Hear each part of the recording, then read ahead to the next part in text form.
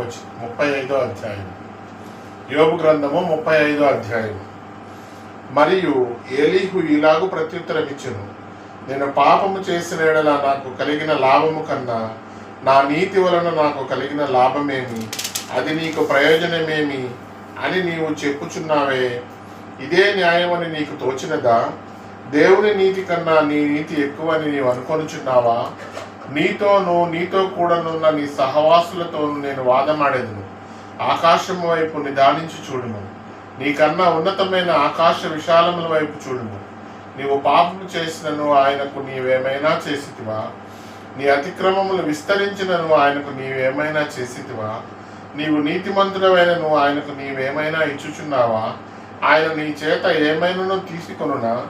నీ వంటి మనుష్యునకే నీ చెడుతనపు ఫలము చెందును, నరులకే నీ నీతి ఫలము చెందును. అనేకులు బలాత్కారము చేయడం వలన జనులు కేకలు వేయుదు. బలవంతుల భుజబలమునకు భయపడి సహాయము కొరకై కేకలు వేయుదురు.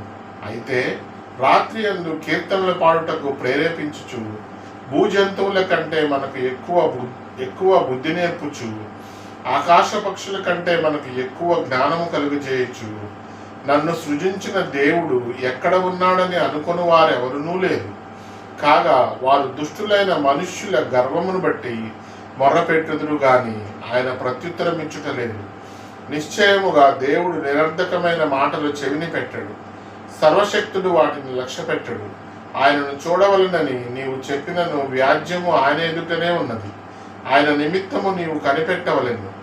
ఆయన కోపముతో దండింపకపోయినందునను నిశ్చయముగా దురహంకారమును ఆయన గుర్తింపకపోయినందునను నిర్హేతుకముగా యోబు మాటలాడి ఉన్నాడు. తెలివి లేకయే మాటలను విస్తరింపచేసి ఉన్నాడు.